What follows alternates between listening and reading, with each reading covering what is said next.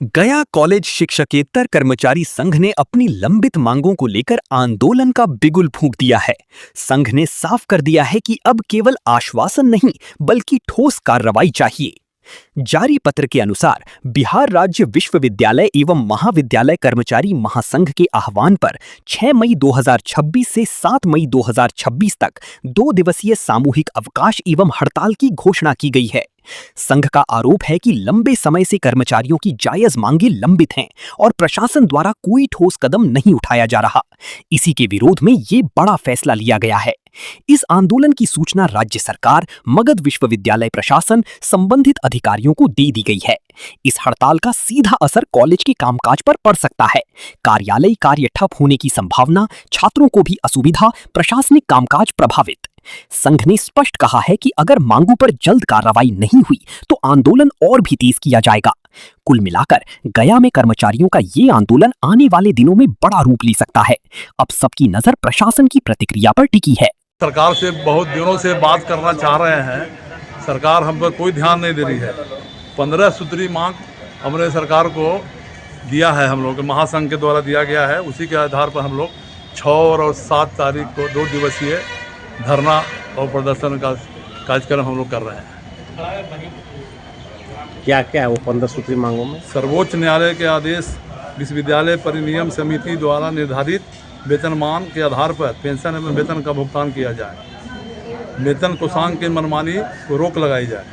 विश्वविद्यालय में महाविद्यालय शिक्षक कर्मियों के परित पद पर अनुरूप वेतनमान दिया जाए। बीसीसी का आश्वासन मिल रहा है? बीसी से कोई आश्वासन नहीं। बीसीसी तो अभी अस्थायी है और विश्वविद्यालय में भुगतान 2 महीना का कर दिए। हमारा सारा सोर्स बंद कर दिया है। कॉलेज का सारा अप्लाई वगैरह सब विश्वविद्यालय से हो रहा है। वहाँ का वेतन का भुगतान कर दिए 90%। और हम लोग के बारे में उनको कोई ध्यान नहीं है। हम उनसे कृपा प्रार्थना करेंगे कि हम लोग का भी भुगतान समय पर करें, उनके मुताबिक विश्वविद्यालय के बाद ही हम लोग भी करें। सरकार द्वारा कर्मचारियों को किसी तरह से कोई सुविधा नहीं दिया जा रहा है। हर बार हम लोग धरना प्रदर्शन करते हैं, सरकार द्वारा आश्वासन दिया जाता है फिर पूरा नहीं किया जाता है और ऐसे ऐसे कर समय टाला जाता है और हमारा धरना भी व्यर्थ करने का काम करते हैं।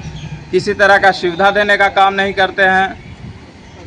तो यदि आपकी मांगों को नहीं पूरा किया गया, नहीं माना गया, तो अगला कदम आप लोगों का क्या होगा? अगला कदम होगा स्टेप बाय स्टेप। अभी 2 दिन का धरना है, उसके बाद और बढ़ाया जाएगा धरने को, लंबा धरना किया जाएगा ताकि सरकार के पास हमारा बात पहुंचे और कुछ हम लोग पर ध्यान दे और हमारी बातों को माने।